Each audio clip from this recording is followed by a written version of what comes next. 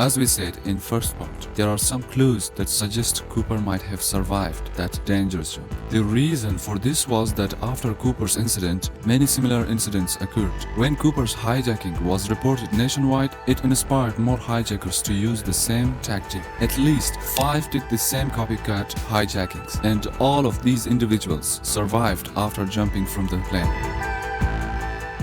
One of them was Martin McNally, who hijacked a plane on June 24, 1972. He used the exact same method. He demanded a sum of $500,000. When the plane took off, he used a parachute to jump off. In McNally's case, the speed of the plane was around 400 to 500 kilometers per hour when he jumped. This was twice the speed of Cooper's dive, but still McNally survived his jump using only a reserve parachute. Another similar hijacking occurred in January 1972 by Richard Lapointe. He wore similar clothes, jumped, and landed safely in the snow. It is irrelevant that these two hijackers were later caught by the police. Conditions that were worse than Cooper's and managed to survive, then D.B. Cooper might also have survived that night, especially considering that when Tina McClure gave the parachutes to Cooper, there were instructions on how to use them. But Cooper told Tina that she didn't need to read the instructions.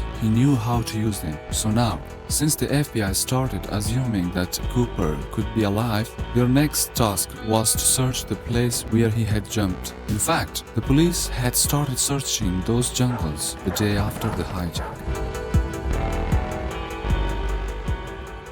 The police were looking for a body, a torn piece of parachute, or a $20 bill. In first part of the video, I told you that the money given to Cooper was special. The special thing was that they were all $20 bills. There were 10,000 notes of $20, totaling $200,000. The bank had recorded the serial numbers of these notes. The FBI distributed the list of serial numbers throughout the country. From banks to casinos, everyone was told to inform the FBI if they received notes with those serial numbers. However, it was becoming increasingly difficult for the investigators to find Cooper because the potential search area was vast. There were many variables. What was the wind speed while the plane was flying? How dark was it? What was the exact location of the plane when Cooper jumped? After jumping, at what height did Cooper deploy his parachute? In which directions could the parachute have gone? The investigators' best estimate was that it would have landed somewhere near Lake Mervyn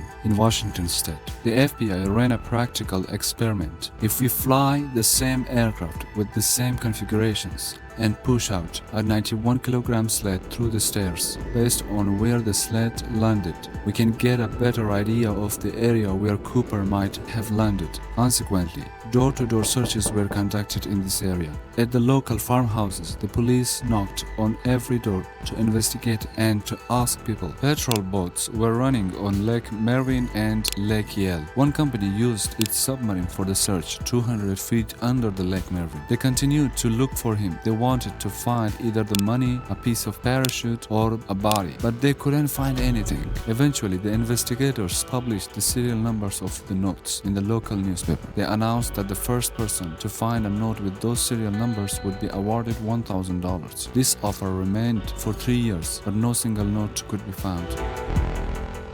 Now let's skip to 1979, 8 years since the hijack. Suddenly, a pilot contacted the FBI. His name was Tom Bohan, and he worked for Continental Airlines. On the night of the hijack, 4 minutes behind Cooper's aircraft and 4,000 feet above, another aircraft was flying, piloted by Tom. Tom remembered that night very well and said that he had never seen such a storm in his entire career. He said that the FBI's calculation regarding Cooper's drop zone were off by 80 degrees. Since he was on the plane that night, he had a better idea of where Cooper landed. He told the FBI that they should be searching near the drainage area of Washougal River. A few months later, Tom's suspicion was proven right. An 8-year-old boy found several $20 notes lying on the bank of the Columbia River.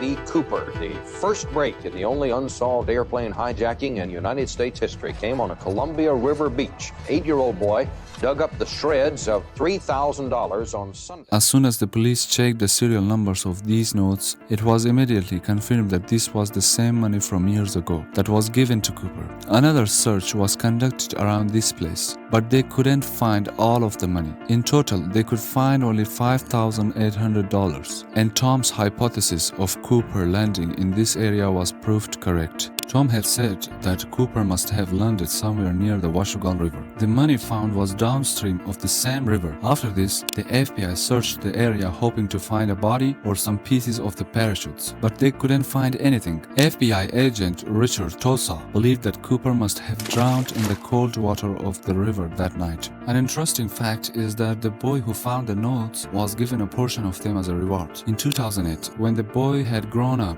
he sold 15 of the notes in an online auction. In return for these $20 notes, he received $37,000. Because Cooper's case was so popular worldwide, people were willing to pay such a high amount for these notes. Regardless of what happened to Cooper after he jumped from the plane, another big question that arises is, who was Cooper actually? We must have some background information about where this man came from and what his identity really was. The FBI did not have much information to help answer this question. Although Cooper left behind a tie and a tie clip, the tie clip was actually golden, and some specific microscopic particles were found on it. In March 2009, a research team began investigating these microscopic particles using new technology. The team included a paleontologist, a scientific illustrator, and a metallurgist who used electron microscopy to examine the particles. Some portion of the tie clip were made of an alloyed titanium, with the trace of aluminum and a titanium antimony alloy. Their findings suggested that Cooper might have worked in a chemical or metal manufacturing plant, or possibly in an aeronautical engineering company, perhaps even Boeing itself. This is because at the time the unalloyed titanium used in the tie clip was typically employed in aircraft fabrication facilities. The periodical table of clues, say scientists, suggests Cooper had access to a manufacturing company that made airplanes, like the one he jumped from. In the first year of the investigation, the FBI talked to the passengers and flight crew to sketch Cooper's face. What did Cooper look like? The first sketch, created by November 28, 1971. However, air hostess Schaffner and many witnesses said that it was not an accurate representation. It took another year to create a new sketch. This wasn't very accurate either, and on January 2, 1973, the FBI made their third and final sketch of Cooper. After seeing this new sketch, an air hostess said that the photo was accurate. Then Cooper's real face and his possible profession were revealed to the world. Many people started making new theories about his identity and who Cooper was. Larry Carr, who led the investigative team from 2006 to 2009, believed that Cooper was an aircraft cargo loader in the Air Force because cargo loaders were given basic jump training, how to wear parachutes, how to deploy them, and even understanding the working of the plane, such as deploying the stairs. They know all of this. Based on these descriptions, the FBI released a list of more than 800 suspects. Any of the 800 people could be D.B. Cooper, but only 20 of them were seriously considered. Among them, 2 to 3 have interesting stories. One of them was Richard McCoy, an Army veteran of the Vietnam War. 5 months after Cooper's hijacking, he hijacked a plane in a manner very similar to Cooper's. On board a Boeing 727, he demanded 4 parachutes and $500,000. After taking the money, he deployed the rear stairs and jumped. The difference was that just 2 days after the hijack, the FBI found him and arrested him. He was sentenced to 45 years in jail, and the FBI believed he was Cooper, making this his second attempt. In 1991, a book titled D.B. Cooper, The Real McCoy, was published, written by former agent Russell Cullen. This book states that when McCoy's family was shown the tie and tie clip belonging to Cooper, they believed that those were McCoy's. But when McCoy was asked if he was D.B. Cooper, he refused to admit or deny it. After spending 2 years in jail, McCoy attempted a jailbreak which led to a shootout in which he was killed. After hearing all this, you may feel that the mystery is solved, but there are more twists in our story. Today, the FBI does not officially consider McCoy as D.B. Cooper. There are two major reasons behind this. First, based on the sketch they made, the description of D.B. Cooper does not match McCoy. Second, the FBI later found evidence of McCoy's whereabouts during the night of Cooper's hijacking. He was in Las Vegas. The next day, he was at his home with his family. Since there is evidence of this, it is clear that McCoy cannot be D.B. Cooper. The second suspect was a Vietnam War veteran named Robert Rockstar. He had been arrested multiple times for fraud, aircraft theft, and possession of explosives, but he was always found not guilty after the arrests. TV producer Thomas Colbert wrote a book in 2016 titled The Last Master Outlaw to prove that Rockstar was D.B. Cooper. He also produced a documentary for the History Channel, D.B. Cooper Case Closed, where he said the same thing. Colbert worked with a team of 40 people, including many former FBI agents, and all of them believed that Rockstar was the real D.B. Cooper. What is the evidence for this? When the FBI began the investigation in the 1970s, Rockstar was high on the list of initial suspects. In those days, Rockstar used to give joking comments to the media about the possibility that he was the hijacker. However, many years later, he denied these claims. His face matched the sketches, but the FBI let him go after 1979 and removed him from the suspect list because they couldn't get substantial evidence. TV producer Colbert believed that the FBI should have continued investigating this individual. With further FBI investigation, they might have uncovered the evidence.